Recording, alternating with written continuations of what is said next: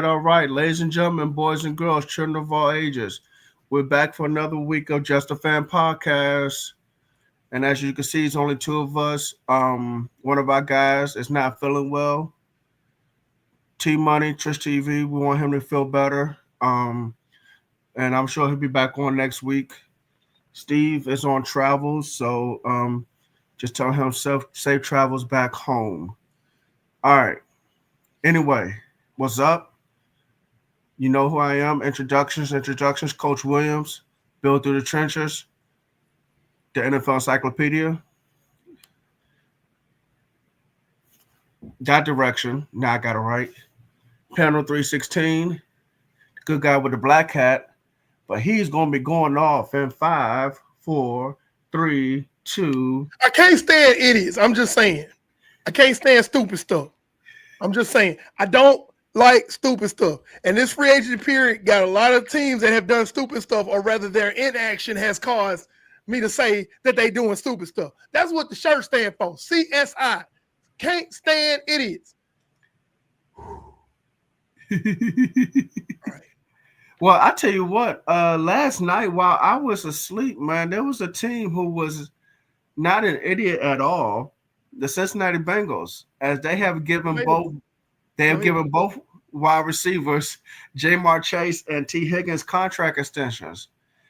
And man, they paying them big money, man. Big money out there in Cincinnati, man. Joe Burrow getting paid big time. Jamar Chase getting paid big time. And now T. Higgins getting paid big time as well. And unless they do something with that defense, they're going to lose games 94-97. I mean, basically, that's what it boils down to at the end of the day, man. That's really what it boils down to at the end of the day. They're going to be able to put points up, but, man, like you said, they ain't going to have to fix that defense, man. Who's their defensive coordinator? Because he has a task on his hands with that defense, man.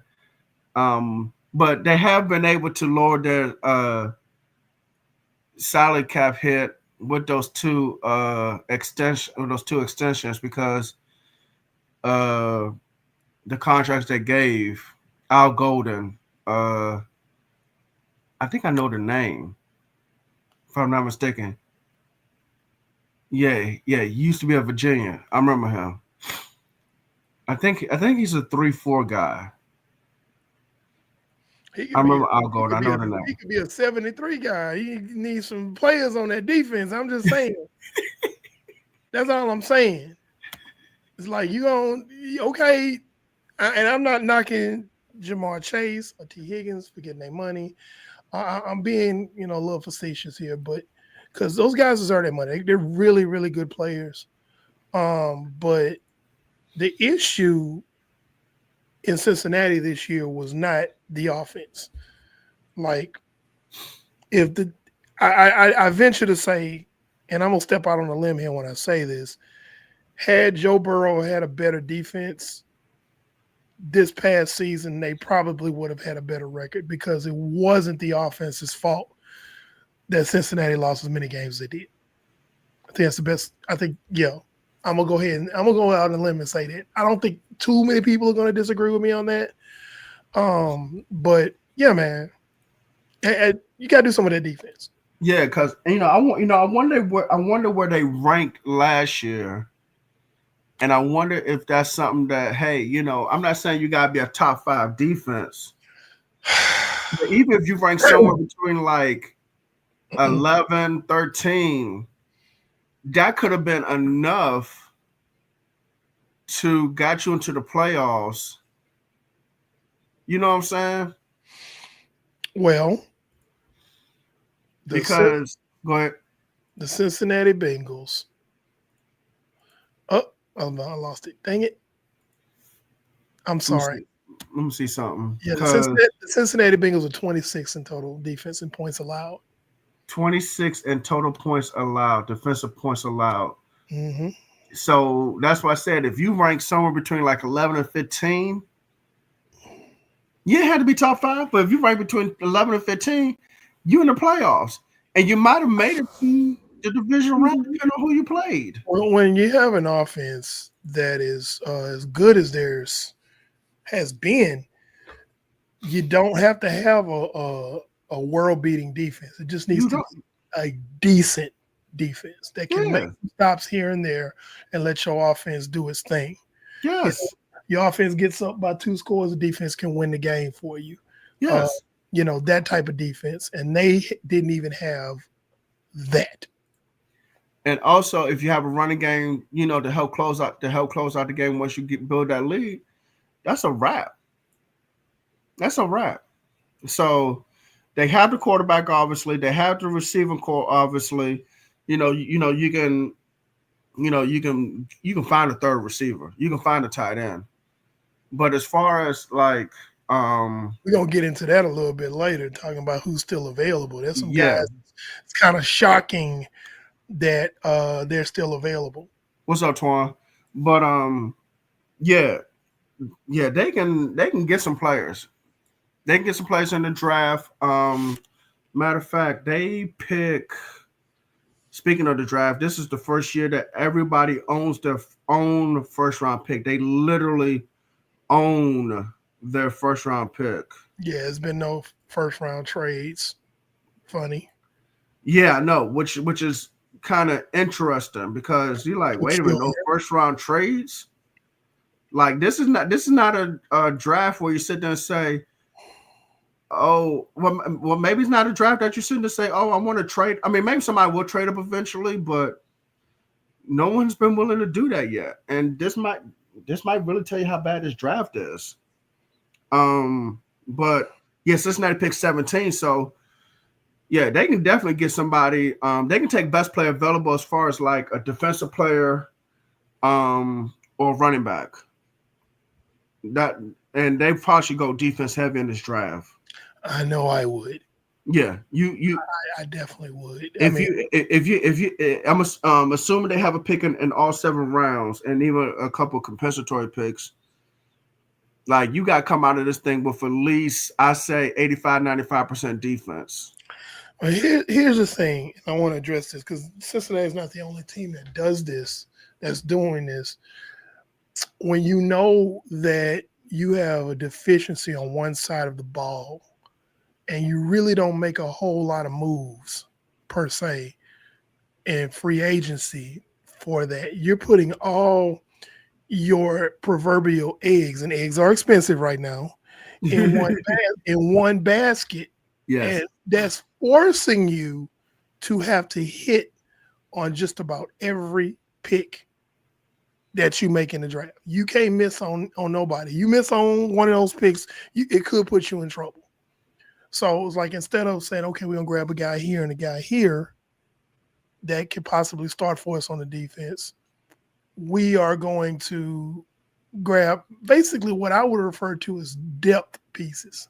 Honestly, these guys, because to be fair, they did bring in some defensive players, but these guys are not, how would you say, world beaters? Tadaro Slayton, defensive tackle, defensive end Joseph Asai, okay, linebacker Oren Burks, Cameron Sample, defensive end, Marco Wilson, corner. Those are not names that you're like, ooh, boy, that defense about to be coming, boy. Now, could they go in the draft and go defense heavy? Which I think, I really think that's what's going to happen. And later on, as we get close to the draft, we're gonna do the Just a Fan mock point on one point only. That's what we call it. We're gonna do a mock draft. We're gonna talk about that. But I think it's a safe bet if you were gonna, and people gamble on anything. I think it's gonna be a safe bet if you were gonna bet money on would Cincinnati draft a defensive player. The answer would probably be yes, because I just don't think that they're just that off in the head to not do such a thing. But you know what, though, E? Let's go back to the whole free agency thing. I think the Bengals kind of hurt themselves because T. Higgins was sitting on a $23.6 million franchise tag. That when you sitting on a franchise tag, that's $23 million gone that you could have used to have gotten maybe a star, one or two players to kind of, I'm not saying like, you could have gotten like a Nick Bosa type of edge rusher. You could have gotten like I don't know, whatever, but you could have changed your defense a little bit had you just given him the contract extension. If you can give him the contract, you wasted. It started on the 12th. Today's the 17th, so you wasted a few days. You really wasted a week because last Monday was when you started doing the legal tampering. So you wasted a whole week of sitting on $23.6 million tied to one player. Plus, T. Higgins was eating up a lot of cap space because he was sitting on his fifth-year extension. Had you given them both their contract extensions last Monday versus today, you could have got some defensive players. Now, there's some defensive players still available, but you're pretty much scrambling now trying to catch up. Yeah. But again, like we said before, there's a formula to build, to team building. And you build through the draft and you supplement through free agency. And right now, let's really put it out there. I think the only real star that Cincinnati has on their defense right now is Trey Hendrickson. Quietly. Yeah. He quietly has had double-digit sacks. The last, I want to say 3 seasons, I believe. Trey Hendrickson, he has been an underrated football player really the last, I feel like 4 or 5 seasons because no one talks about him. He's a 4-time Pro Bowler from 2021 to 2024. He finally made first-team All-Pro this past season. He has 77 sacks in his career. Okay, in his career, he has 77 sacks, and I get it. Being in the same division as Myles Garrett, and T.J. Watt, you still got Nick Bosa out there. I know he's older, but Khalil Mack is out there. Parsons out there, but Trey Hendrickson has been the quietest football player. He's had 13 and a half sacks in 2020, 14 in 2021, 8 in 2022, 17 and a half back-to-back years in 2023 and 2024. So he had one little dip in, what was that, 2021, I believe, 2022? 2022. But one little dip. And he was still close to 10. Right. And he made it to the Pro Bowl. So I'm trying to figure out, was there something else that helped him get to the Pro Bowl that year? And 3 forced fumbles. Okay. So 3 forced fumbles helped him out. Those strip sacks, forced fumbles, all that stuff like that. That'll do it. That'll definitely help you out. So, Trey Hendrickson has been the quietest pass rusher since 2020. So the point is, Cincinnati, you got to go out and get this man some help. He can't be out there doing it himself. And I promise you, Cincinnati, I don't know if there's any Cincinnati fans that are watching. But let's be real.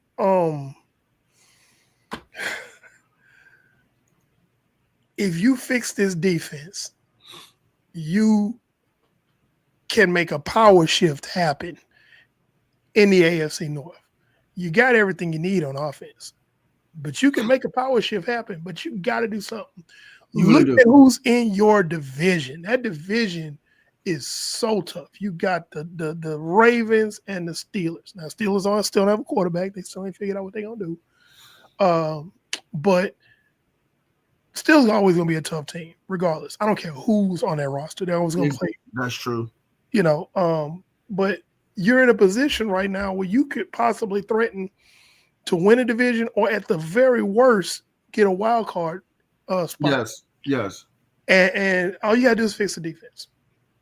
That's it. Because Joe Burrow is Joe Burrowing like he's never Joe Burrowed before. Like we talked about it before on the show. If Joe Burrow would have had a winning record, he probably would have been an MVP candidate this past with the numbers that he put up on a very, very below average to mediocre team.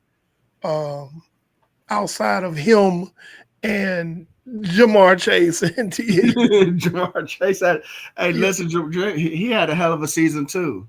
Yeah, they ate. Yes. Well, I'm talking about 8. I'm talking about I done fasted for 3 days before Thanksgiving at Granny's house. 8. Went in Granny's house and you want some more, baby? Yes, ma'am.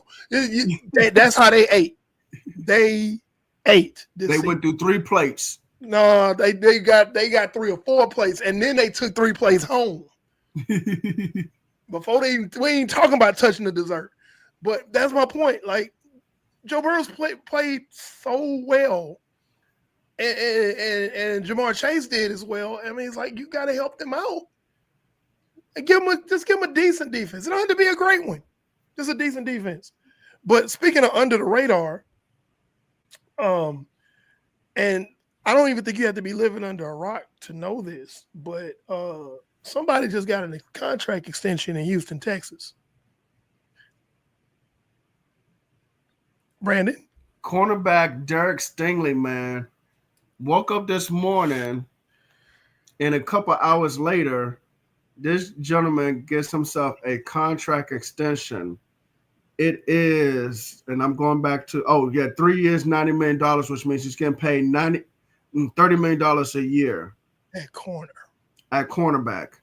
At corner. $30 million a year. That man is balling. First, let me say what's up to Terrell. What's up, man? But Cincinnati. I mean, that's Cincinnati. Houston, Stingley's getting paid now. And we got a Texas fan in here. Oh yeah, Donald. What's up, Donald, man? Donald gonna jump up and down about that. And rightfully so. I mean, here's the thing: everybody's been talking about Patrick Surtain, PS2. Rightfully so. Pat Surtain II is a baller. He is a great corner for Denver. But a lot of people, if you don't watch the games, do not know how good Derek Stingley is. Derek Stingley is a walking, talking blanket because he has shut down some of the best receivers in the game. Yes, he has. I lost track, honestly, of I got to look at it again, but how many interceptions and PBUs he had. And quarterbacks still be trying him. That's the thing. Like, dude, you still trying this man like he just somebody to steal on. You know. That's what they do. 5 interceptions this season. He had 5 this season. But there was so many. If you watch the Houston Texans play, I'm going to watch the Texans play because I'm from Houston. There were so many instances where Derek Stingley could have finished the season with double-digit interceptions. There was just some interceptions that, it didn't bounce the right way. He couldn't quite pull it in. But he's a turnover machine. And it's like, you're not sitting up there looking. Nobody's talking about Derek Stingley. Everybody's talking about Patrick Surtain. And again, I want to be clear. That is not to diminish anything that Patrick Surtain has done in his career, in his very young career, because he's phenomenal too. But nobody's really paying attention to how good Derek Stingley is. Dare I say it, if I wanted to start a team just based off of players that are currently in the league right now, I would want Pat Surtain at one corner and Derek Stingley at the other, not Sauce Gardner. Well, Stingley is first team All Pro, but why not Sauce Gardner? Talk to me. Because I feel like Derek Stingley and Pat Surtain are better. Now, if you ask me who would I like in my nickel, maybe I'd throw Sauce in there. But my top two are Pat Surtain and Derek Stingley. Okay. They're my top two guys. I mean, if you sit and watch these guys play, and I don't know how, because Denver's not a big market team. Houston is a bigger market team than Denver, but there are a lot of people. Of course. There are a lot of people who don't know that how good of a team, how good of a secondary, how good of a defense Denver has. Well, no, I was talking about Houston. Oh, and of course they're gonna be even better. Denver's gonna be even better next year with the players they brought in, and they got away from my team, but I'm not gonna go into that. But yeah, I fervently believe that Derek Stingley deserves the money that he got. Oh, yeah, of course. Questions, comments, concerns, anybody want to go and chime in on that topic, please. But we definitely have a couple comments on this because this is what Twan said. Yeah, he's a dog. Absolutely. And Donald has said this about Stingley. Yeah, he actually, I wish I could put it up here. He shared that video with me on my inbox, and I believe I watched that game. And Derek Stingley was all over the place in that game. I mean, to be fair, he was all over the place. He's all over the place in most games. Let's just put it like that. But he's very in my opinion, he's very, very under the radar. A lot of people, unless you are an in-depth, really following the league seriously, a lot of people don't even know about Derek Stingley. They when he came out of the draft, Derek Stingley, yeah, and people tend to do that. Like you people who follow the draft, they talk about this guy, he's a top guy, and so on and so forth, and blah blah blah. But as soon as that guy gets drafted, especially if he doesn't go to your team, you're like, you kind of forget about him. Now you just not, or he can be, or if it's not in your division, like if your team don't play him enough, you won't know. Yeah. But this year as a third-year corner, he's the first team All-Pro corner. Mm-hmm. He's only 23 years old. Like I said, just finished his third year, man. Come on now. But average per year, APY, he is the highest paid corner. Yes, he is in the league, and deserves it. Because I'm looking at the list right now, and there's some guys I'm like, how is he getting paid that much? He dog water. Yeah, I'm serious. Jalen Ramsey's still getting paid $24,100 per year, and he's a burn victim. At some point, Jalen Ramsey is going to end up retiring from the league, man. I don't know when, but we'll see. No, because he think he him. He thinks that he's him still, and it's like, dude, the film say something else. Well, I tell you what, there's one corner I haven't seen in a minute. It's Patrick Peterson. Did he play this past season? No, he retired. Oh, that's right. Okay, well, that answers my question. I forgot he retired. Yeah, Pat Peterson had to get up out of there after that season last year, because it started off rough. It started off pretty rough for him. Game 1, week 1, not this past season, but the season before. Oh, yeah, when he was in Pittsburgh. Okay. Yeah, when he's in Pittsburgh, he didn't play this season, so the season before that. Okay. Yeah, right. that started his retirement tour right there, because he got embarrassed by Brandon Ayuk and Brock Purdy, who he ran his mouth recklessly on, and Purdy hit him for 3 touchdowns. So, but yeah, Pat Peterson's been out of the league for a while. Okay, I forgot. For at least a year. I'm not gonna say a while, but for at least a year. Okay. But moving on, going into free agency, questions, comments, concerns about free agency, your team, somebody else's team, you have the freedom to go into our chat box and let's talk about it. We want to talk about football. We don't want to keep talking. We want to hear what you guys have to say. So put those comments up and we'll go into it, because we don't want to just narrow or talk about free agency. And free agency is so broad that there's so many things that we can cover and we wouldn't get to all of it within the span of one show. So this is kind of like an impromptu viewer's choice. We can talk about a few things, but if you have some questions you like to ask or comments you like to make about certain teams, we'll address it and we'll go from there. Let's talk about some teams that made off like gangbusters this free agent period, addressing needs, basically bringing in really nice hauls for their free agency period. And then we can talk about the teams that really like, what the hell are y'all doing? Teams? Okay, well, I'll tell you what, there's a couple teams who rebuilt the offensive line. And as you can see, I said, build your game through the trenches, because I'm gonna keep reminding people. Mm-hmm. I'm gonna keep reminding people. Mm-hmm. But Chicago brought in a few interior offensive linemen, 2 guards by trade, and a center. One of the guards actually played for Ben Johnson in Detroit, so he knows the system, and he should be able to teach the offensive line, help teach the offensive line with no problem. Houston shocked people by trading Laremy Tunsil to Washington and then traded Kenyon Green to Philadelphia for C.J. Gardner-Johnson, but then turned around and brought in 2 new offensive guards. So, including Laken Tomlinson, who used to play for San Francisco and the New York Jets. He knows. So, yeah. Now, from what I understand, the guards who they did bring in are better at pass blocking than what Green and Tunsil were. You have to protect your investment on your young quarterback who was a MVP, rookie of the year and MVP candidate at one point. Yeah. So, they upgraded. Houston definitely upgraded, and I don't want to make this the Houston Texans show, even though there are a lot of people watching right now that's loving this. Houston definitely upgraded on their offensive line. Their defense was already good, very good defense.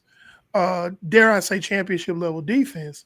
Adding Chauncey Gardner-Johnson, who in my opinion is not the guy he used to be. I think how good Philadelphia's defense, the rest of the defense was, kind of hid him a little bit.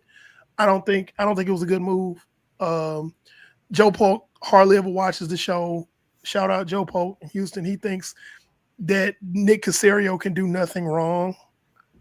But I think he did something wrong right there, because you added somebody to a secondary that was already incredible, that it's not going to give you a whole lot.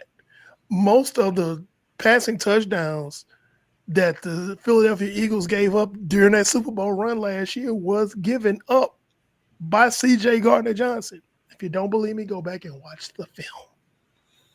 Let me ask you a question. Is this kind of like a move where these two players almost kind of cross each other out? Because, like, I know Kenyon Green is in Philadelphia now, but I don't know.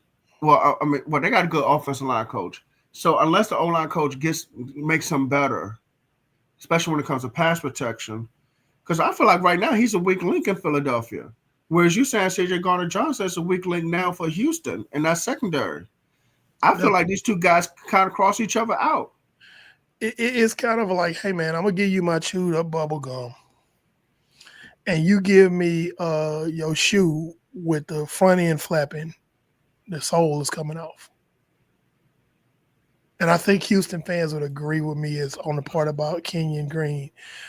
They just don't believe the part that I'm saying about C.J. Gardner-Johnson. And I'm going to tell you right now, and I always use this phrase. Y'all hadn't heard me say it in a while, but I'm going to get back to using it real soon. I'm not always right, but I'm more right than I'm wrong. I'm right more often than I'm wrong. And Houston fans, do not celebrate signing C.J. Gardner-Johnson. Don't do that. Don't do that. That's not the move. So, however, as far as the offensive line acquisitions, outstanding. Yeah, Houston. And same thing, in Chicago. Chicago. We kind of went off on a tangent about Houston, but Chicago, and I've said this before, Antoine, I hope you're watching. All Chicago really needed was protection for Caleb Williams because Caleb Williams flashed, but the majority of the time he was running for his life. I think he led the league in quarterback hits this season and hurries. So he got hit and hurried the entire season. And when he did have half a second to throw the ball, he did well. So I think if you can get, and I think the Chicago front office and the coaching staff, now you have Ben Johnson, with that mindset, I think they realize, hey, we're going to be fine as long as we protect our quarterback. Everything else is ancillary. It's about the offensive line. And I don't think they're done. I think in the draft, they're going to go and get some more linemen. Honestly, I feel like that pick at they pick at 10, I believe. At number 10 is going to be an offensive lineman. I really do. They got to solidify the offensive side of the ball. The defense is great. They're unsung. They got a solid running game. They got good guys on the outside. It's just the offensive line. Chicago fixes the offensive line. Now we talking about another power shift happening in the NFC North. That's a possibility because a high probability. Because like Detroit lost 7 coaches. Okay. Mm-hmm. An offensive coordinator, defense line coaches, and like 4 other guys. And we going with JJ McCarthy in Minnesota, and we really don't know what he's gonna be. Right. And you could tell they're trying to protect him because they got 2 running backs. They got Aaron Jones back, and they just signed another running back late last week, I think Friday or Saturday, to help with that depth. I forgot who they brought in. They brought in Jordan Mason. That's right. It was. Oh, my bad. My bad. Yeah, they brought in Jordan Mason. So, yeah. So and fleeced the hell out of the 49ers. So, yeah. Yeah. That's what it was. So, they got a couple running backs to help protect JJ McCarthy as he builds into a quarterback because he missed all of last season. So, he's still technically a rookie, even though he's going to a second year in the league. You have a top 3 receiver in Justin Jefferson. You have a quality tight end and a good second receiver, but and then Green Bay has almost hit their ceiling really as a team. I know they're young, but they might be close right now. Green Bay overpaid. They went after guard Aaron Banks. That's like I guess you could say their blue chip signing. Oh God! And I'm giggling at that. I don't see him as a blue chip player, and it's not because of what you're saying. I just don't see him as a blue chip player anyway, because no one sees him. $77 million. Well, let's talk about it because Aaron Banks. 4 years, $77 million. Okay, hold on. Time out. 4 years. $77 million. No, I hear you. 77 divided by 4 equals 19. Eesh. Mm-hmm. For a guard.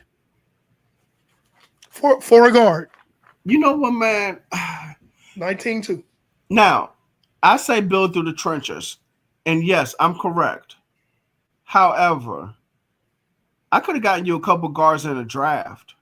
Hello.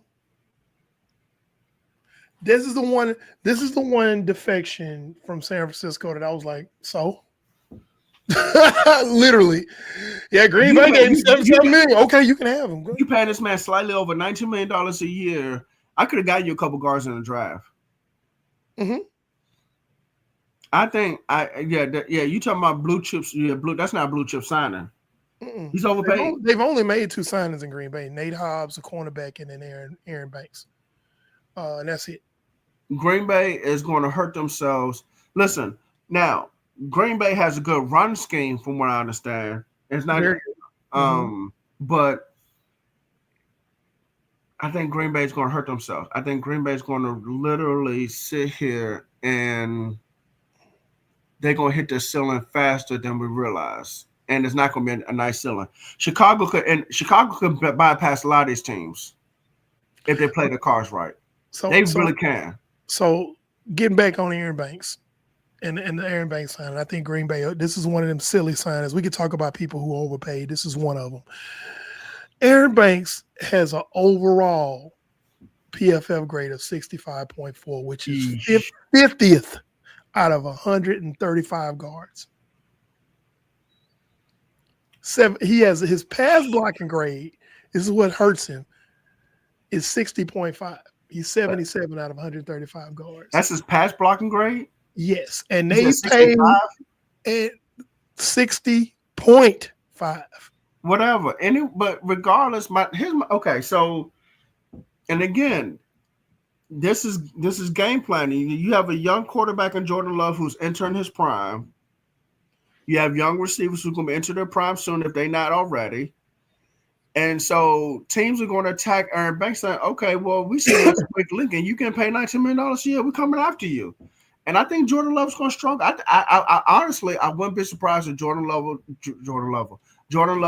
takes a step back this season. And you know why I think he takes a step back this season? Not just because of that, but because of the two defensive tackles who Minnesota brought in this offseason, and Javon Hargrave and Jonathan Allen.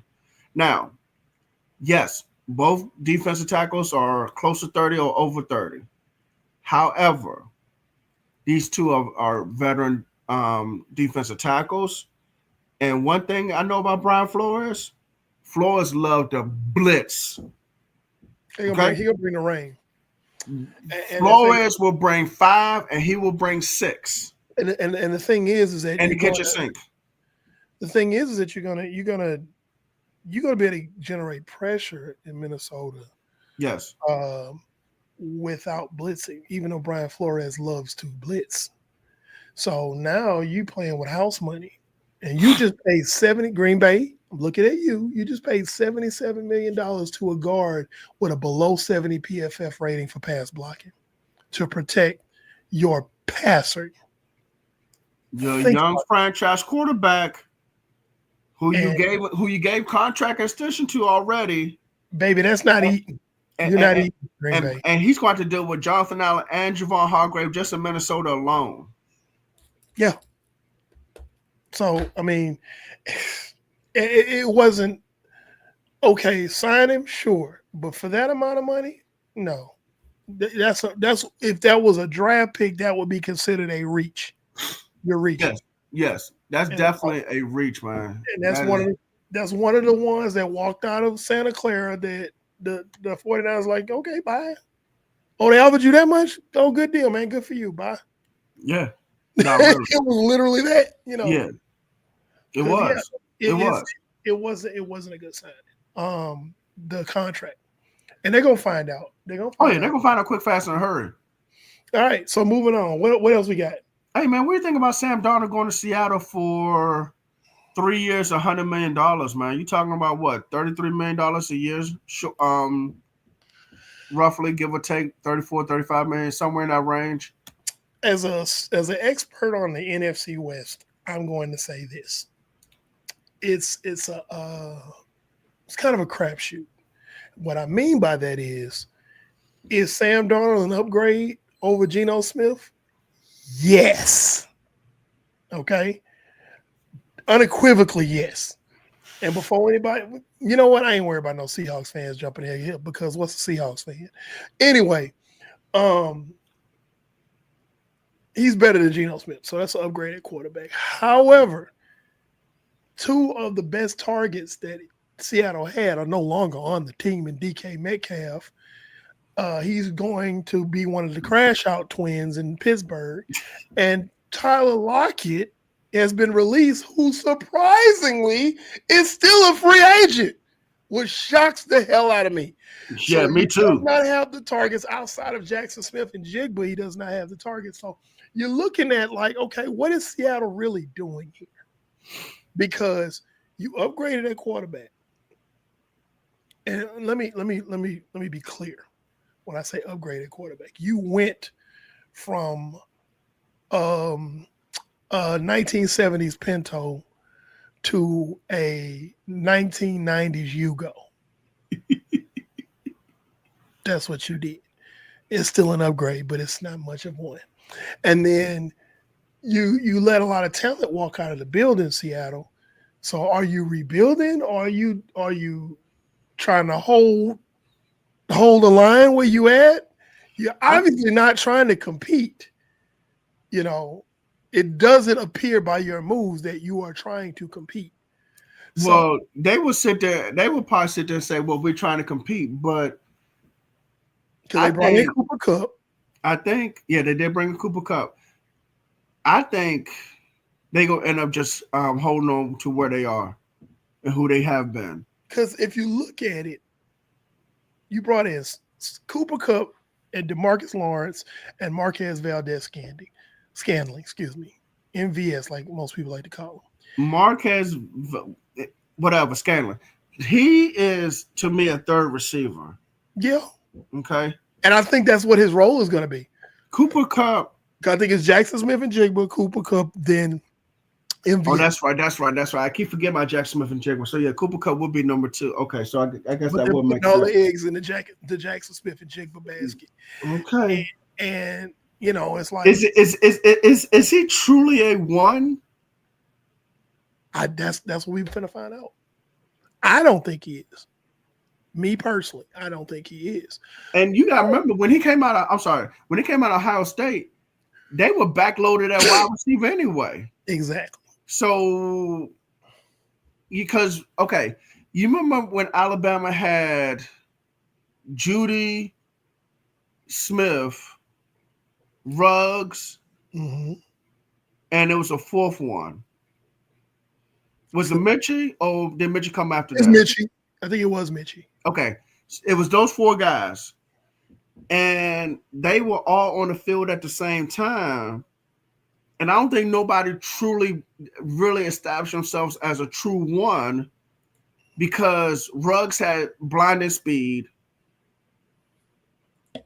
Judy was a route runner. Smith is a route runner. And I don't know what Mitchell was, but like all 4 of them were there at the same time. Whereas you look at Jack Smith-Njigba, he had him, I guess Garrett Wilson, Chris Olave. Okay. Chris Olave, who am I missing? Probably even Marvin Harrison. But the point I'm making is we don't know who Jackson Smith-Njigba is. He started behind Metcalf and Lockett, and now, you ask him to be the primary guy, where he's going to have to deal with a corner. I don't know who's a good corner in NFC West right now, but it's not going to be easy for him. Let's just put it that way. And the quarterback situation is not going to be any easier in Seattle. I'm gonna answer that question about corners in the NFC West. Deommodore Lenoir is probably the best corner in the NFC West, and that's why I keep forgetting about him. He's above average. I'm gonna be honest, and that's as a fan.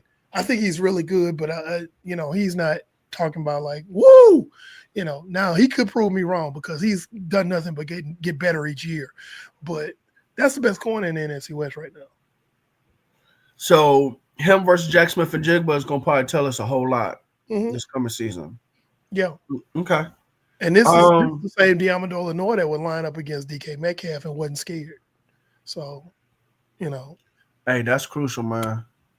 That is crucial. Yeah. So, but I don't know what Seattle's trying to do. I'm gonna be honest. It looks like when they make one move, it looks like they're trying to rebuild. Then they make another move, it looks like they're trying to compete right now. And it's like, what are y'all doing? What are you really doing, Seattle? So I would love to ask Seattle fans what they think, but again, what's a Seattle fan? Well, I'll tell you what, staying in your division, man, there's a team who I think kind of upgraded as a number 2 receiver with the Rams, picking up Devontae Adams. 2 years, $46 million. You're paying him $23 million a year. He's gonna be a good boundary X receiver. Yes.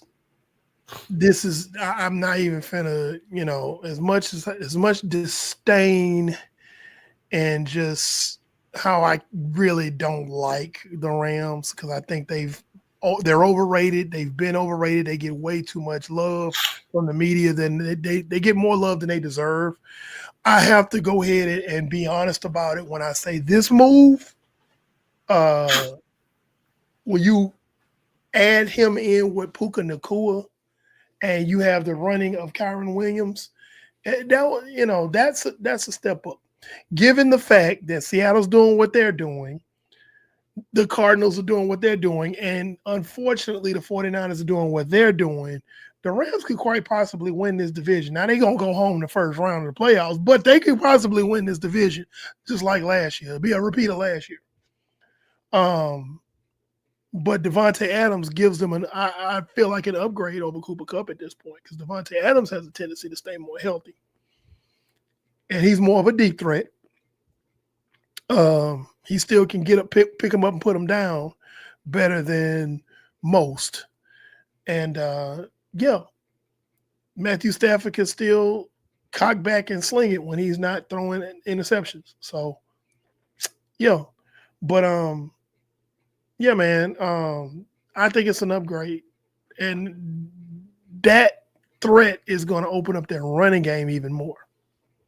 So Devontae Adams and I actually was like, oh, when I saw that signing, I was like, God, we got to see this Joker two times out the year, and this marks the first time that Devontae Adams has made a move to another team and didn't follow Aaron Rodgers. So kudos to you, Devontae Adams. Kudos to you. Next. Aaron Rodgers, man. Oh God. That was a circus in New York. And y'all heard me say it, the New York Aaron Rodgers football team, man, and there was a reason for it. I mean, it was a madhouse. Mm-hmm. It was a madhouse. It was definitely a circus show. A lot of clowns on the field.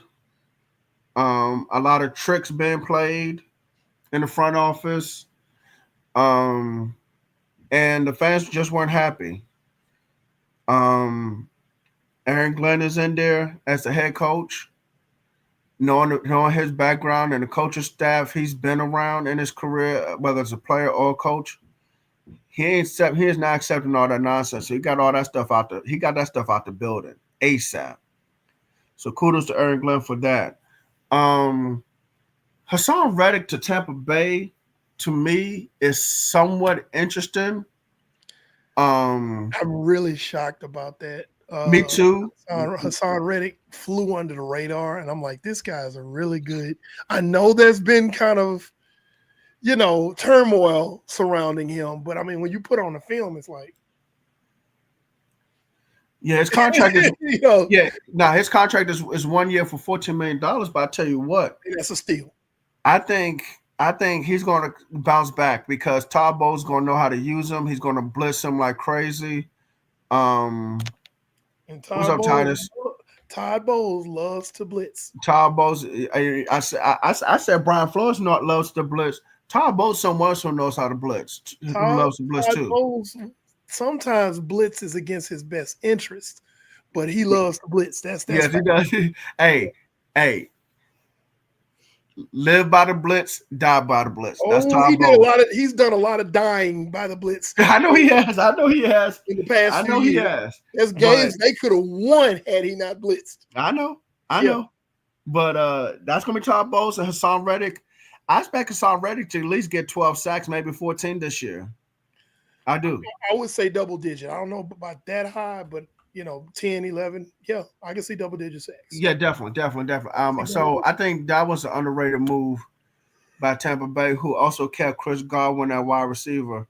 I don't know about these people, man. I think Safety Trevor Maury got overpaid in Carolina. Trayvon Moore in Carolina. Let's 3 see. years, $51 million, but max out to 60. I guess if he reaches some incentives and whatnot. That's 17 million. Yeah, 17 million. I think he's overpaid. Now, here's my thing on Trayvon Moore. This is one of the guys I had an opportunity to scout when I first started with Just a Fan podcast. He was a guy that I was really high on. And the thing is that he wound up with the Raiders. That will mess up how people view you as a player. Okay. I think he's a really solid deep ball safety. And Carolina's like, hey man, you know what? We got this money. Let's go get Trayvon Moore. Yeah. He kind of fits our scheme. I think he's gonna be really good with You think us. so? Yeah. I think he's gonna be really good with us. But I don't know. We'll see. But 17 million is a little bit of a stretch. Yeah. I'm not gonna say that he's overpaid, but let me see. How can I be fair about this?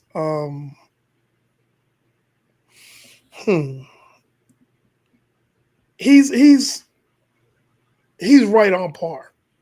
If he starts making really big plays, you'll know where that money went. Okay. Now, if he looks like he did, put it like this: if he looks like he did with the Raiders, then yes, he's definitely overpaid. Okay. But again, the Raiders are a horrible franchise and have been for some time. So Man. Yo, ever since that Super Bowl loss, they have really not been the same, man. they have been dog water. And They have not been the same, we man. talking about 20 plus years of ineptitude. Because that was 2003 that they went to that Super Bowl against Tampa. Barry Robbins. I'm gonna let you know how long ago that was. Tim Brown and Jerry Rice played in that Super Bowl. They sure did. And Rich Gannon. And Rich Gannon. That's how long ago the Raiders were a substantive, not even a contender, just a substantive franchise. Not even, I ain't talking about Super Bowl contender. Just, oh yeah, man, we got to play the Raiders this week. Ooh, we got to get ready. No, it's like, man, we about to play the Raiders this week, dog. I'm gonna take some plays off. We still gonna win by 2 scores.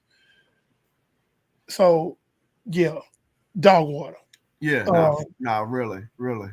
And Josh Johnson is actually, I'm glad he left there, and he's actually showing his worth, and he's gonna really have to show his worth in Green Bay, behind Aaron Banks blocking. But I digress. I'll tell you what, Washington added that corner, Jonathan Jones. They're gonna run a lot of man this year. They are going to run a lot of man this year. It's going to be a lot That's kind of a Dan Quinn thing. I know. Yeah. I know. You're going to see a lot of cover one in Washington this year. Washington had a lot of money, and they went and spent. Yes, they did. You look at the guys that they spent money on, none of these guys are like, woo, type pickups. But in terms of the attrition that is the NFL, this 17-game grueling season, when you look at that, you look at the team this is a team that made the NFC Championship last year. Okay. So we're not talking about, they trying to come up. No, they have arrived, because now you're talking about a team that was in the Final Four last year. You know, the last 4 teams in the league still alive, Washington Commanders. So you got a good team already, but now you're adding pieces to give depth. I'm getting back to the part about attrition. injuries are going to happen in a 17-game season. You have guys that they went out and got. This is what I'm getting at. Guys they went out and got that are like, okay, if player X goes down, this guy can step in and help us win maybe 3 out of 4 games. I don't want this guy to start for me for 17 games, but he's good enough to stick in there for 4 games, and he'll probably help us win 3 out of those 4. So there's a lot of depth to be talked about. If you look at who they signed, Washington Commanders, look at who Commanders signed. They first thing first, they didn't spend a whole lot of money. Okay. If you really look at it, their contracts are not grandiose. The biggest contract they spent, the biggest amount of money they spent, and I think they overspent here, but hey, you got it. It ain't tricking if you got it. They gave $45 million to Javon Kinlaw. That's the only knock. That is the only knock that I have on the Commanders' free agency period. That's it. Nothing else. Nothing else. Let me tell you something. These guys are parading about Javon Kinlaw on social media. Oh, yeah, man. I'm a diehard Commanders fan. I grew up in Northeast D.C. Everybody's parading about it. And I'm like, so? Do y'all even know anything about Javon Kinlaw? I get it. I get it. He's from from Northeast DC. I get it, and I know that y'all love the fact that. Hold on. I know, and I know y'all love the fact that he is a diehard Commanders fan. I get it. Okay, but just because he's from DC and he grew up a fan of the team, does not mean he's about to come in here and start wreaking havoc for your team. Okay, let me tell y'all something. Oh yeah, hold on, I got it. Go ahead. Let me tell y'all something. Okay, this man is a first-round bust. Okay, this guy also has arthritis. Okay, this is Todd Gurley 2.0. And if you don't know what I'm referencing, Todd Gurley had arthritis. And the Rams gave him a contract extension, and they cut him a year or 2 into that contract extension because of those damn arthritis. And Gurley was never the same. And people talking about, well, why did Rams cut Todd Gurley? Because he has arthritis. Javon Kinlaw is not going to last long for your team. That man is a first-round bust with arthritis. And if you don't know anything about arthritis, just know that something going wrong with the bones in your body. That's all you need to know. And you're gonna ask this man to come to your team and start wreaking havoc just because he grew up a fan and grew up in Northeast DC. So what? Don't nobody care. Nobody cares. He hasn't proven anything in the league. Okay, we're not sitting here talking about a top 3 defensive tackle. We're not talking about a top 7, top 10, top 15 defensive tackle. We're talking about a first-round bust. He's going to be a backup, and you better hope he lasts long. How much money did he get? Let's go back and look at that.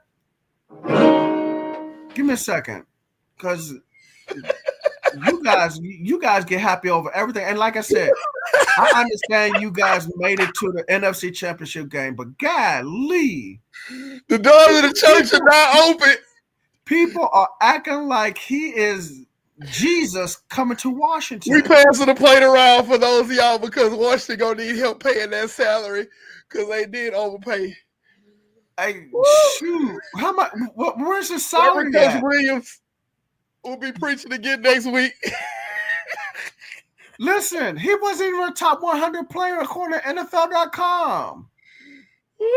He was not a top 100 player. You guys getting excited over this guy? He's from Northeast DC. He's a Commanders fan. So, hey, can I interject? No. There's a player that they drafted that was from the DMV, and they was all high and mighty about him, and he didn't pay it out too well. Who was it? Chase Young. Oh man! Oh yeah, I forgot. Oh yeah, hey, let's talk about Chase Young too. Hey, listen, He got over. Hey, listen, I'm gonna hold on.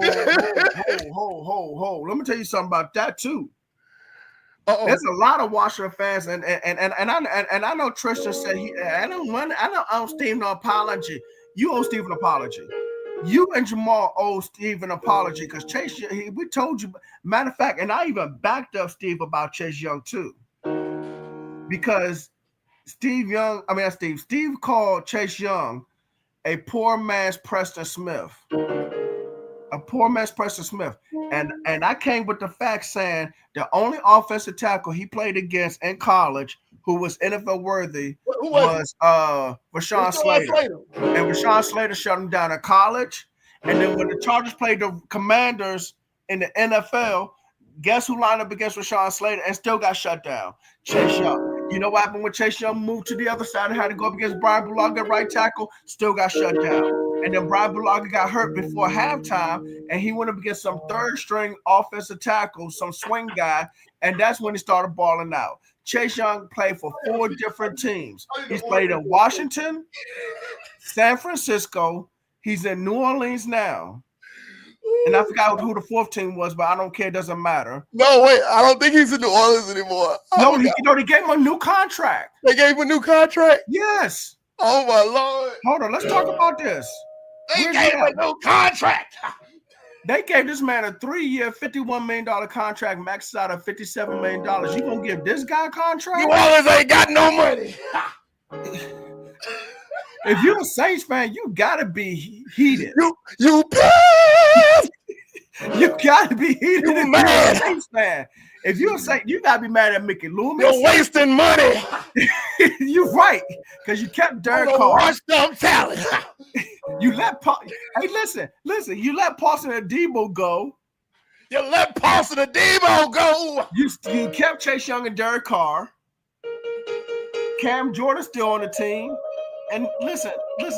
I know Cam Jordan is Mr. Will be going to the Saints Ring of Honor or whatever they call it down there.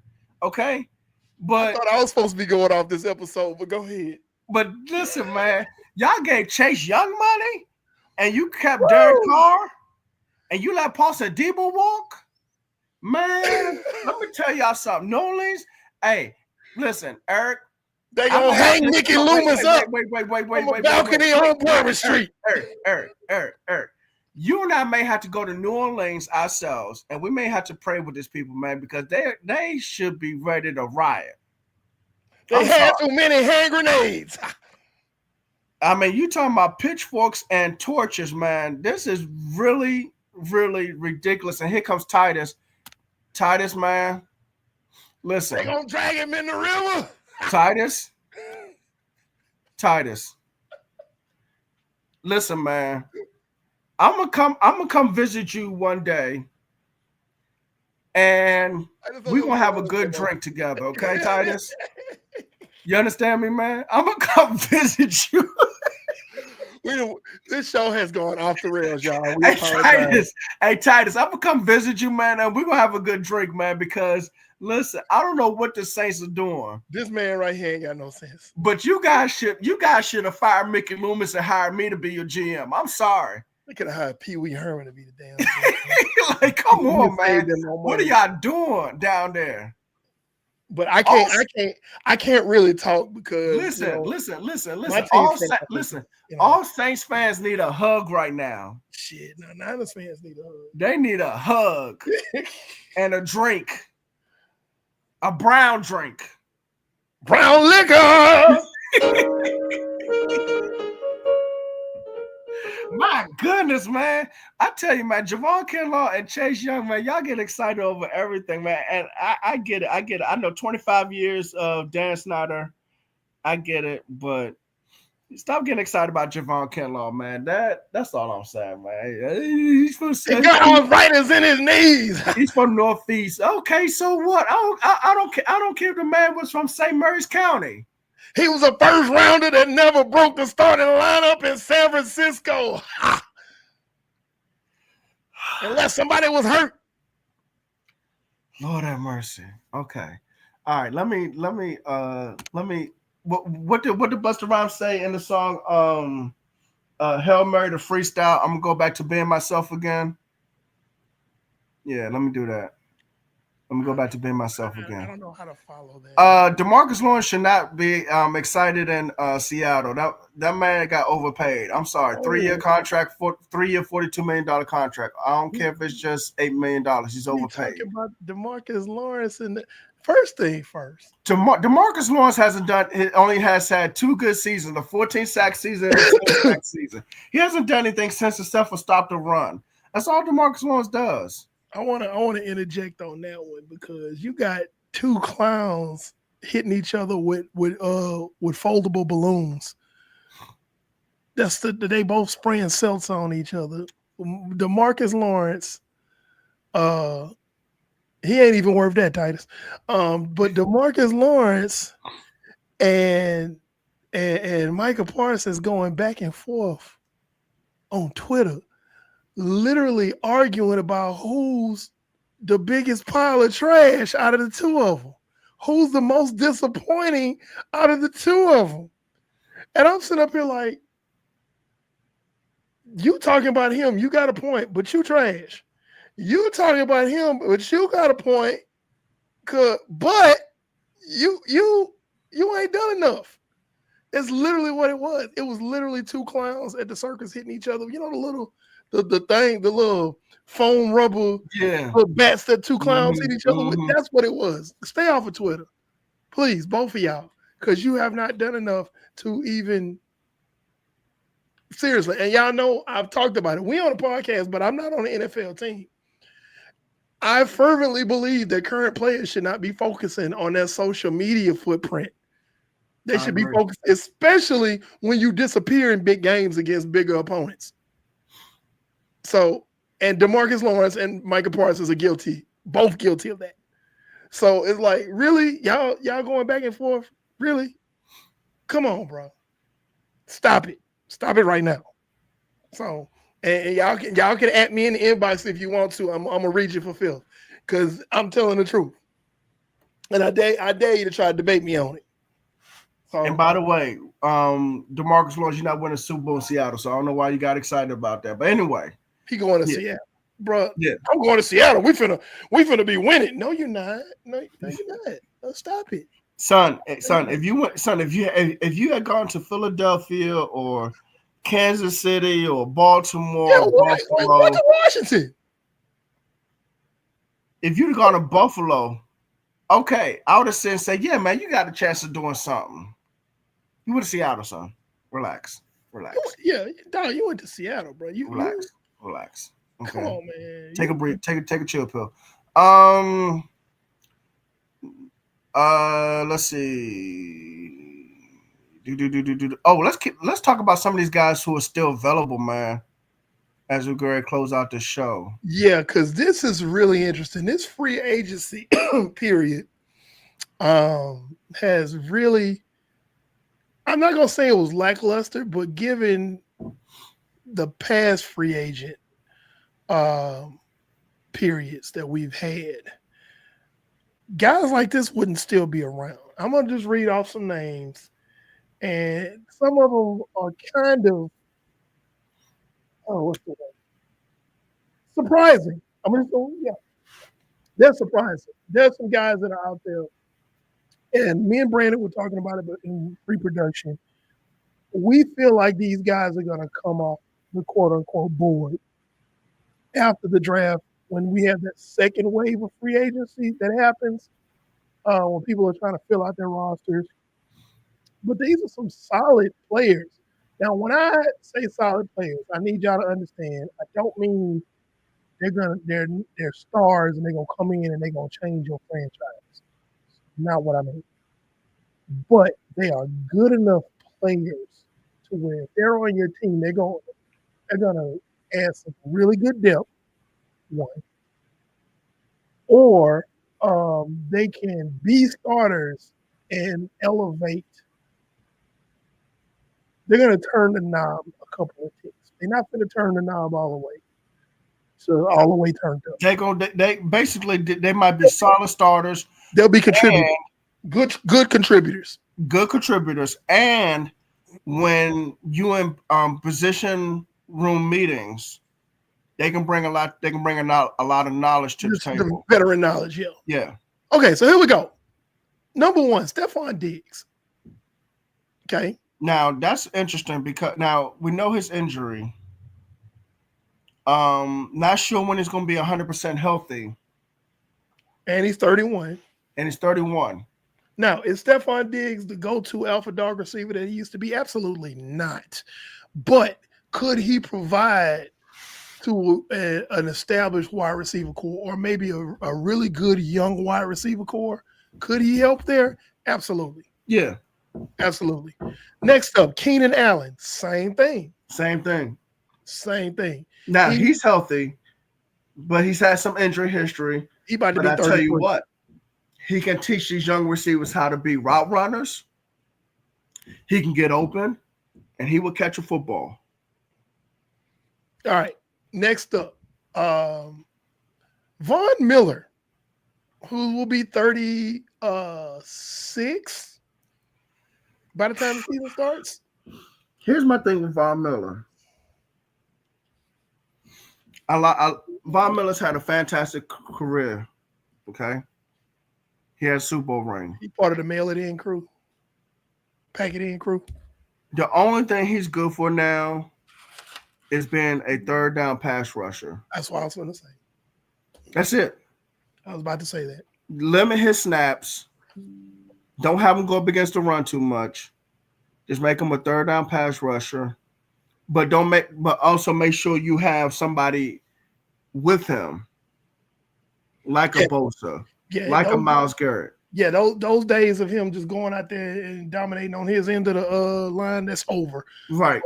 A third down pass rush specialist, sure. Yeah. But I'm willing to bet that he's going to be part of the pack it in crew because he's going to price himself out of a job like that. He probably will. He probably will. Next up, Amari Cooper. Amari Cooper is another receiver who can provide locker room leadership, can teach you how to become a better route runner. He's very smart. He can catch the ball. You know what? I wonder. I don't know what happened to Amari Cooper in his career overall, because if he had taken his game maybe up another notch or two, he probably could have been a Hall of Famer. Yeah. And I think could have been a Hall of Famer. And I think that window is past him, but he still could be a solid contributor to somebody. Yeah, definitely. I'm going to roll these a little bit faster because we've got, excuse me, got a lot of names to cover. Brandon Cooks, 32 by the time the season starts, 32 years old. Another receiver who can be a number 2 receiver, maybe number 3 guy. Another smart veteran. He's a deep threat. Listen, hey, just real quick, man, I'm sorry. It's disappointing to hear him say that Dallas didn't know how to use him. And that's on Mike McCarthy. And I'm pissed off with Mike McCarthy because the blueprint was already in front of you on how to use him. He was in New Orleans. He was in New England. He was with the Rams. And he was with Houston. And he went up for 1,000 yards in all 4 stops. And you tell me you didn't know how to use him? Take the top off, baby. The blueprint is there. Top off. Take the top off. The blueprint is there. And you ask him to be your number 2 receiver. Take the top off. Come on. That was yeah, let's move on. Deontay Johnson, nobody's giving him a job because he's a locker room cancer. Forget him. We're not even talking about. I don't know why you bring him up. But go ahead. Cam Robinson, left tackle, Minnesota. Brandon Sheriff, a guard, came out of Jacksonville. Here's the one that's really, and we talked about it early, Tyler Lockett. Another, route technician. You talking now? I said he's better than a lot of those receivers you named. Mm-hmm. Lockett is great hands. Lockett is ahead of a lot of those guys because you said Keenan Allen, you said Amari Cooper, you said Brandon Cooks. I got Lockett in front of almost all those receivers you named. I have him ahead too, because honestly, I feel like DK Metcalf's success was predicated off of Tyler Lockett being on the other side. And a lot of people are going to hate me for that thing because there's a lot of DK Metcalf lovers because he's big and because he's fast, but he has a limited route tree. And Tyler Lockett facilitated DK Metcalf's success. All DK Metcalf had to do was be a boundary X receiver and just dominate number 2 corners. Yeah. That's what he had to do. Yeah. So Tyler Lockett is still a very viable piece you can add to your 1 year, 2 year deal tops. Yeah. Let him finish his career somewhere with you. He's gonna give you dividends. Yes. I think his 1,000-yard years are over. I think those are done. But I think if he can give you anywhere between 600 and 800 yards, then yeah, and I think he can do that. Marcus Williams, free safety. Matt Judon, edge. Matt Judon can be a number 2 pass rusher. Joseph Noteboom, tackle. Preston Smith, edge. Another number 2 pass rusher. James Bradbury will not be getting the job. James Bradbury should be a part of the packing in team with whoever we said. He'll be 32 by the time the season starts. Cheeto Awuzie. He just got cut. He's def corner. Yeah, he's a good depth piece. Shaq Mason, guard. 10 years in the game. He'll be 32, but linemen can play till they about 35. So especially a guard, man. He that's good depth. I don't know what his athleticism look like. So if you ask him to do too much movement, probably not, but not too bad. Like I said, good depth. Okay, CJ Mosley, Zadarius Smith. Zadarius Smith, another number 2 pass rusher. CJ Mosley. I don't know what his athleticism is, but I tell you what though. Smart linebacker. He has middle linebacker instincts. He's the last Alabama middle linebacker from that Saban squad who has those instincts, man. And he can come in and teach a young middle linebacker how to be an NFL Mike linebacker, man. He can. He really, really can. How to watch film, everything. Yeah. So we're gonna skip over Trey Lance. Jeff Okudah, 26 years old. Let me jump on that one. Jeff Okudah is a solid corner. He did not get a lot of playing time in Houston because he was stuck on a really, really deep depth chart. And I think he could be a really good depth piece for a team. Yes, that needs to fill out their cornerback room. And I think, can he be a starter? Again, he's one of those guys. One of your corners goes down. Could you put him out there for a couple of games and hold down the fort? Yeah. Moving on. Charles Omenihu, edge, only 28 years old. That's another one. Secondary pass rusher. He's a pass rush specialist.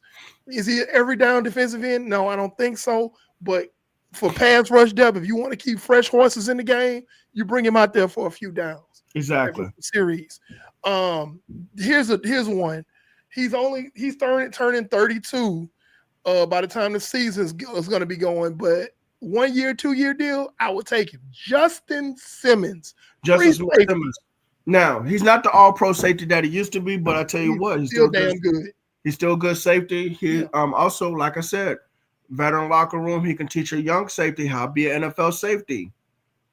I don't know, man. Teams need to take a look into some of these guys and just say, look, man, I need you to come in and help out. I want you to be a starter, but I also want you to help out. Yeah. I mean, it's still a quality pickup. Kendall Fuller, cornerback, came out of Miami. The Dolphins released him. Well, he not released him, but he's a free agent. His last stop was in Miami. I'll put it like that. I think that's another good depth piece. Let's see. Rasul Douglas, another good depth piece. Yeah, especially in the nickel. And again, you know what I'm going to say? You're going to hear this all during the draft season. How many defensive backs do you need? The answer is more. More. You always need a lot of defensive backs. Yes. Rayshawn Jenkins, safety. I'm not familiar with him. Go ahead. Yeah, he's a solid safety. He played for Jacksonville. He played for Seattle. Okay. He's another good one. That's a good depth piece. Mike Hilton's another good depth piece. Yes. Mo Alley Cox, good number 2 tight end. Yeah. Here's a guy, Isaiah Simmons. I think his deal is nobody could really find his niche because he was all over the place. If you we talk about pre-production, and I said Yes. him and Jamin Davis, who used to play for Washington.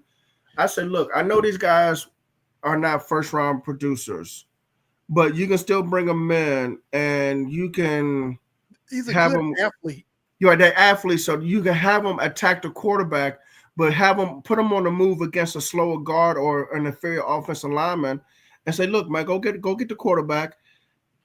Give me about somewhere between 6 to 8 sacks in a season because of a scheme or because you got a guy on the move, and he can bring you some kind of production, but you got to know how to use them. I would like to see Isaiah Simmons on a team like Houston, San Francisco. There's another team I'm forgetting. I'll tell you what. There's another team I'm forgetting about. I'm gonna name 2 teams that I would love to see him on because both defense coordinators love to blitz, and we talked about them earlier in the show. Tampa Bay. Yeah, with Todd Bowles in Minnesota and Brian Flores in Minnesota. Yeah, those are 4 places Isaiah Simmons. I really feel like he could shine. Yes, Isaiah Simmons with those coordinators. Yeah. Devondre Campbell will never be in the NFL again. Trent Brown, tackle. How old is he? He'll be 32. Shaquille Griffin, corner. That's how you feel about him. But go ahead. Shaquille Griffin. Only 30 years old. Solid. Yes, these are solid guys. Tre'Davious White, there's injury concerns with him, but if he's overcome that injury, he's another solid depth piece. Yes, he is. At corner, yep. For the right amount of money. Mm-hmm. Nick Folk, the kicker. I would take Nick Folk to Nick Folk is still kicking over Jake Moody. Let me tell you something. I remember when Nick Folk was in Dallas up 10 years ago, man. That man's still kicking. He's 40, but I'll take him. Yeah, still kicking. He's 40, but I will take him over what we have in San Francisco. I know you would. I know you would, man. Another kicker, Matt Prater, 40, but I will take him. Denver? Didn't he play for Denver? He's been all over the league. He's been in the league 18 years. Oh, God. Okay. But I would take him over Jake Moody. I think most Niners fans would. Emmanuel Ogbah, 32, edge.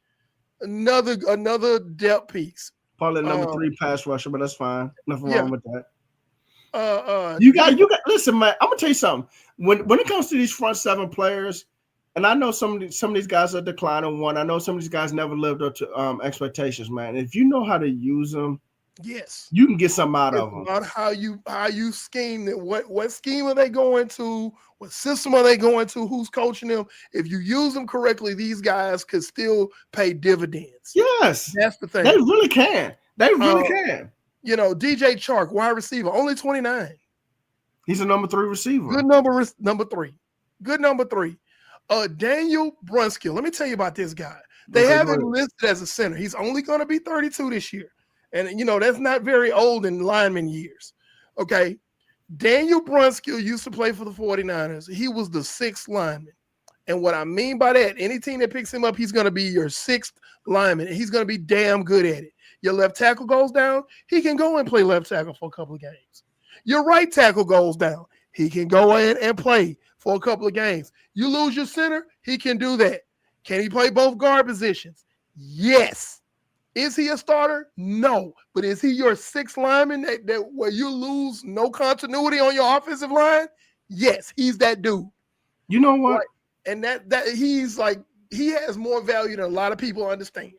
Now, he really does, because if you can play all 5 positions and play it well enough, he's a smart offensive lineman. Uh-huh. He's a smart offensive lineman. Now, here's one that's going to blow you out of the water. Tyler Boyd. Tyler Boyd's another number 3 receiver. Just sitting there, waiting for a job, looking for a job. Let me see. Going down, scrolling. Golly. Yeah, DJ Humphries, left tackle. Avonte Maddox, corner. Jordan Poyer, free safety. He's a little long in the tooth. Chuck Clark, only 30. Another good. He's played for strong Baltimore, safety. right? Safety. He was, but he went to New York. They could trade him to New York. Okay. His last stop was in New York. Now, Okay. here's the one that's going to blow your mind. Asante Samuel Jr. is still a free agent. He's a name. He can play, but he can't tackle. That's his problem. He can't tackle. He's probably one of the biggest names on this list, though. I ain't going to be lying to you. Well, he's a big name because of pedigree, but because of his name. I mean, But no, he played well when he was in I was about to say San Diego. In LA. in Tampa Bay. No. I forgot where was he? LA Chargers drafted him. This is his first stop. That's right. He's a free agent from his first stop. That's right. Okay. J.K. Dobbins, only 27 years old. Yes, the Chargers replaced him with Najee Harris. Yes, but he's still a good. Like if you want to go running back by committee, this is something you can do with this guy. He could be part of your committee. Yes. Marcus May, safety. Solid. Very solid. Let's see. Going. But Eli Apple. What did you just say? What did you just say? I know good and hell well. You ain't say no damn Eli Apple. Eli Apple should be selling used cars. Hey, listen, man. Listen.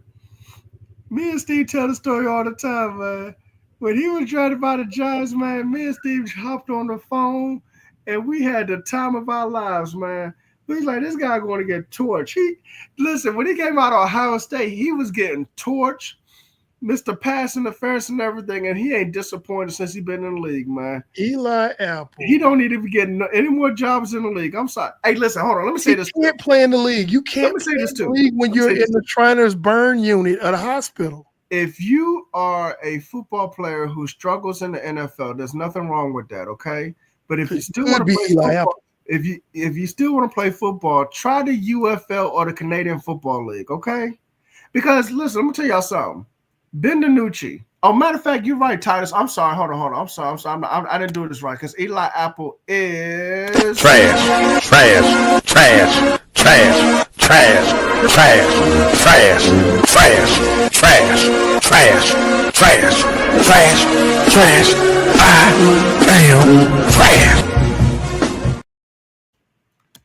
All right, so yes, unrecyclable trash.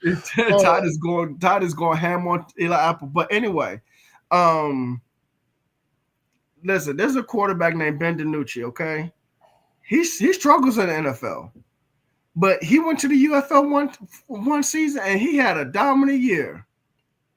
He did. He had a dominant season in the UFL for one season, and so. There's nothing wrong with not working out in the NFL, but go to a different league and dominate. And try to dominate. If you can, just stay over there and get paid. Brandon, we're giving Eli Apple too much press right now. Let's move on. No, Cam Akers, 26 years old. 26 years old, Cam Akers. Again, running back by committee. He fits. Yeah, exactly. Because I love the age, but you gotta remember that those Achilles injuries that he had, man. Yeah. Let me see. Irv Smith, tight end. Tight end, yeah, I remember that name. He used to play for Minnesota. Yes. I remember him. Another good one. Yeah, number 2 tight end. Yeah, Carl Lawson, defensive end. Let's see. We'll see what happens with him. Huh? We'll see what happens with him. Yeah, it's some guys that Mecole Hardman's out there. Number 3, number 4 wide receiver. Right. Jeff Driscoll, quarterback.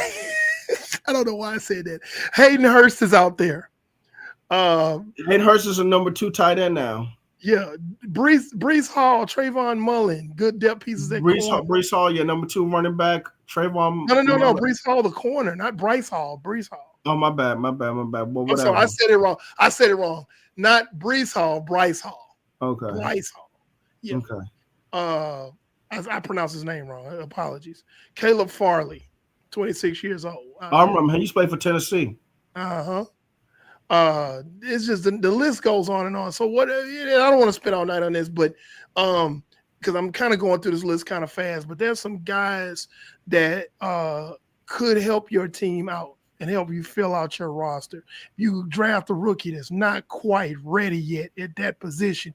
You go get one of these guys. They're your bridge guy. We always talk about bridge quarterbacks, but there are also bridge players in other positions. There's bridge linemen, there's bridge corners, there's bridge safeties, there's bridge linebackers. You got guys like that, and a lot of these guys are on this list. Yes, they are. And like I said, you can bring them in, and they would be valuable in a position meeting room because they can teach a young player how to be a professional.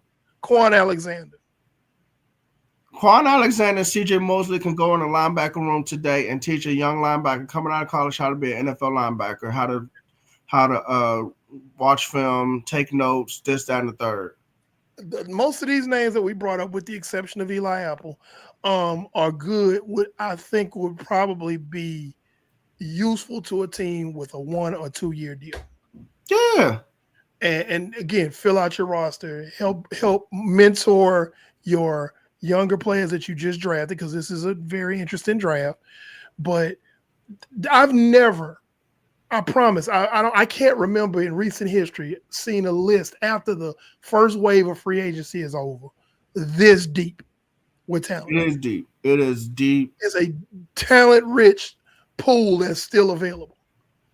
I don't know how most NFL talking heads would rank these names, because there's no rankings off of the website I got them off of. They're just names. It's here's who's available. But there's some guys that I'm gonna be honest, I'd like to see a couple of them on my team. Some of y'all might want to see them on your team. Let us know. But I think we're gonna close it out because we've been on for an hour and a half, which I didn't think this show would be that long. And we both have to go to work in the morning. And the reason why we have to both go to work in the morning is because we are not full-time content creators. This does not pay the bills. So if you'd like to help us quit our jobs and do this full-time, where Just a Fan Podcast could probably be on maybe 3-4 times a week, like and subscribe. Get some friends. Get them to like and subscribe. Okay? So we can get a Patreon. So we can monetize our channel, so we can quit our jobs and do this full time. If you like our show, you like our content, help us out. B, take us out. All right. So, ladies and gentlemen, boys and girls, children of all ages, we enjoyed having you all on as our guest tonight. And every night that you all have joined us, okay? Be on the lookout for, like Eric said earlier in today's show, mock draft 1 only. We will do that the Monday before the draft, which I believe is the 21st of April. But you'll find out later. Matter of fact, I know it's the 21st of April because I know when my mom's birthday is, so now I know. Anyway, the NFL draft is on the 24th. We'll be live streaming that like we did last year. Okay, so be ready for that. We're gonna live stream the NFL draft. Okay. First round only, though. First round only. But right now, we are currently live on YouTube, Facebook, and Twitch. Okay. You can follow us also on not just Facebook, but TikTok, Twitter, and IG. Okay. That is Pando316, the good guy with the black hat. I'm Coach Williams. Build your team in the trenches. NFL Encyclopedia. Stop being excited about first round busts with off riders. And Saints fans, yeah, you guys need a brown drink. Good night. Peace out.